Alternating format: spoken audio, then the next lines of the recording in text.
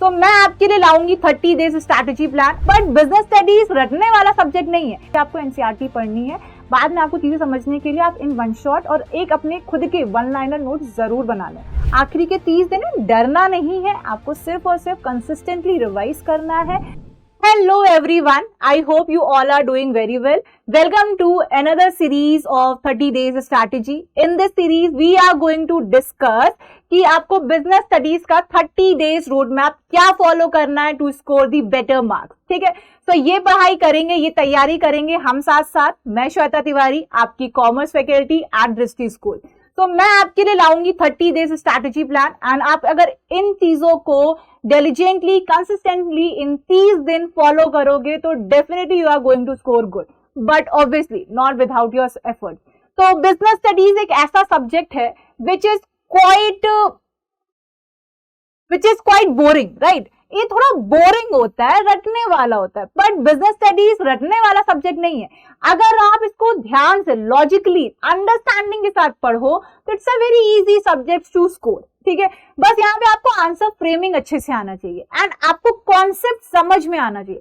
Once you understand the concept, understand it with the logic basis, तो आप उस logical reasoning के basis पे अपने आंसर्स खुद लिख सकते हो। बस आंसर राइटिंग टेक्निक मैं आपको बताऊंगी यहाँ पे एंड लॉजिक इजी लैंग्वेज में समझाना भी मेरा काम है। बस आपका काम है मेरे साथ साथ समझते जाना। ठीक है, ओके। तो यहाँ पे अगर हम बात करें चीजें जो कुछ इस तरह से आपको डेली आपने रूटीन में लानी है इन लास्ट 30 डेज में, आखिरी के 30 दिन बचे हैं। बिजनेस स्टडीज आई नो आपको पढ़ने का मन नहीं करता होगा, बोरिंग लगता होगा, कुछ का फेवरेट भी है, बट ठीक है, तो अगर आपको बोरिंग भी लगता है तो भी एग्जाम तो देना ही है। तो why not, let's do the friendship with this subject in last 30 days, right? तो हम करेंगे, ये चीजें आपको फॉलो करनी है आपको, ताकि आप एक बेटर स्ट्रैटेजी की तरह इसको रिवाइज कर सको और अच्छे मार्क्स ला सको। ठीक है, जैसे वन शॉट रिवीजन होंगे हर चैप्टर के, वो मैं आपको प्रोवाइड करूंगी एंड उसके थ्रू आप रिवीजन कर सकते हो, कॉन्सेप्ट को इजी लैंग्वेज में समझ सकते हो, कौन से टॉपिक ज्यादा इंपॉर्टेंट है, किस टॉपिक में हमें ज्यादा एनर्जी पुट अप करनी है, कि स्टडी कहाँ से बन सकती है और किस किस तरह के क्वेश्चन आ सकते हैं, ये भी हम आगे डिस्कस करेंगे।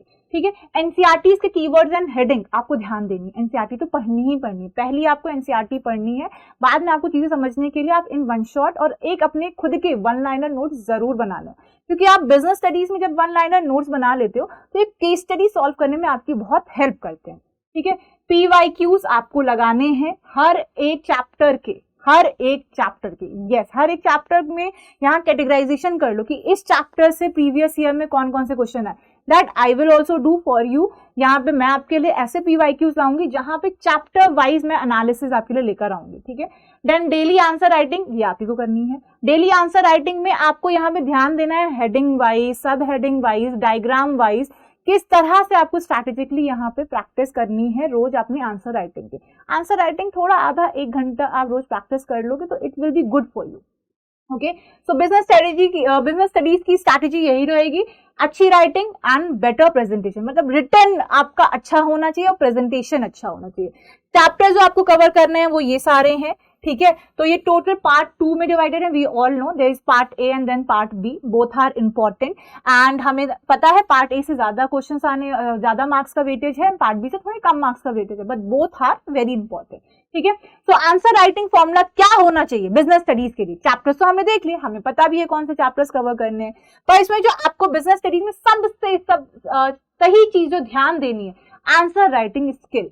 This is the most important thing that actually matters, जिस पे ध्यान भी देना, जो आना भी चाहिए और डेली प्रैक्टिस भी करनी है। तो यहाँ पे आपको डेफिनेशंस कोट करनी है, हेडिंग्स कोट करनी है, एक्सप्लेनेशन डालना है उन हेडिंग्स का, example as much as possible आपको पुटअप करनी है, कीवर्ड्स को अंडरलाइन करना है। जितना अच्छा प्रेजेंटेशन करोगे, मतलब सजाना नहीं है, फूल पत्ती नहीं बनाने हैं, जितना अच्छा स्ट्रैटेजिकली आंसर प्रेजेंट करोगे उतने ही अच्छे मार्क्स होंगे। स्ट्रैटेजिकली आंसर कैसे प्रेजेंट करना है? Like this.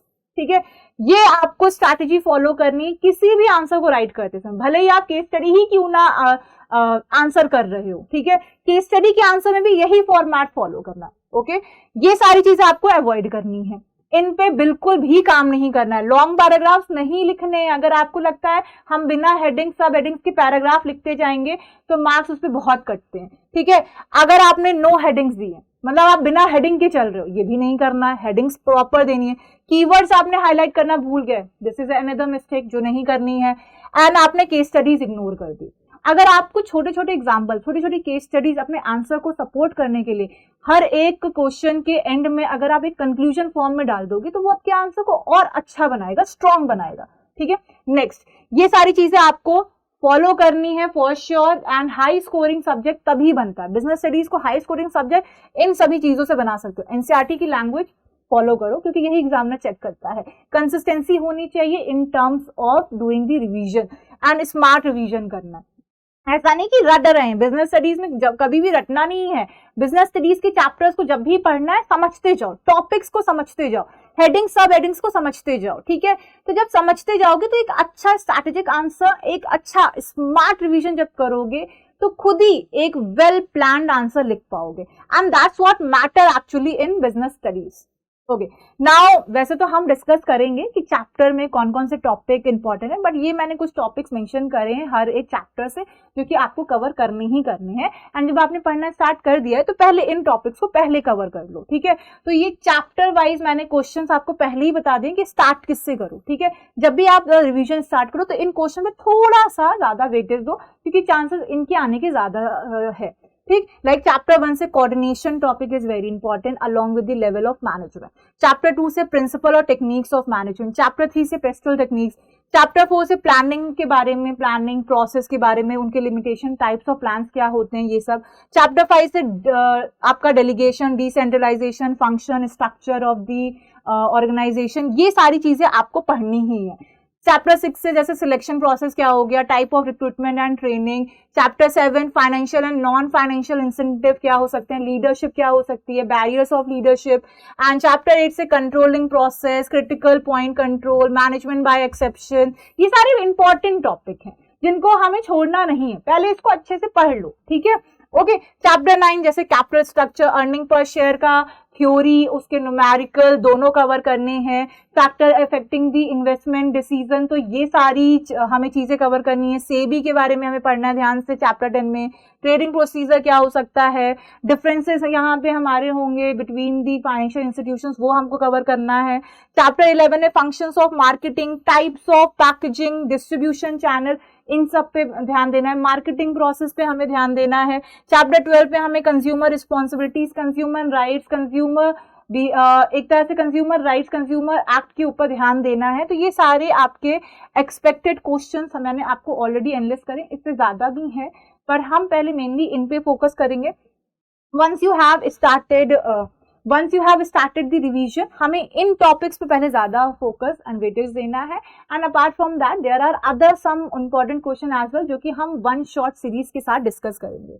So that's what I'm going to bring for you in the business studies revision that we are going to follow with you, that you are going to follow with us at Drishti School. One short revision videos आपको मिलेंगे, PYQs आपको मिलेगा and CBSE के sample papers भी हम लगाएंगे to ensure the better marks. ठीक है, तो ये सारी चीजें आपको हमारे साथ फॉलो करनी है। अलॉन्ग विद दैट आपको खुद से भी ये सारी चीजें प्रैक्टिस करनी पड़ेंगी। ठीक है, so that's all for this session. I hope you have got the idea कि इन 30 डेज में आपको कैसे आगे बढ़ना है। आखिरी के 30 दिन में डरना नहीं है, आपको सिर्फ और सिर्फ कंसिस्टेंटली रिवाइज करना है। हर एक सब्जेक्ट को हर एक दिन एक टाइम सेगमेंट, एक टाइम स्लॉट अलॉट कर दो एंड उसके अकॉर्डिंग रिवीजन करो। रिवीजन कैसे करना है वो मैंने आपको बता ही दिया है। बाकी आपको चैप्टर वाइज यहाँ रिवीजन करना है, केस स्टडीज प्रैक्टिस करनी है, PYQs लगाने हैं, सैम्पल पेपर्स लगाने हैं। I will be also bringing the PYQ series, sample papers and one shot, तो आपको यहाँ से भी हेल्प मिल जाएगी अपने रिवीजन को कॉम्प्लीमेंट करने में। तो I will be helping in boosting your preparation with the help of all these things. So that's all for this session. I hope you got the wholesome idea. Have a great day ahead. All the very best. Be consistent and revise daily to score more and good. Bye everyone. Take care. अब exam की तैयारी को और बेहतर करने के लिए हमारे चैनल को लाइक, शेयर और सब्सक्राइब करना ना भूलें।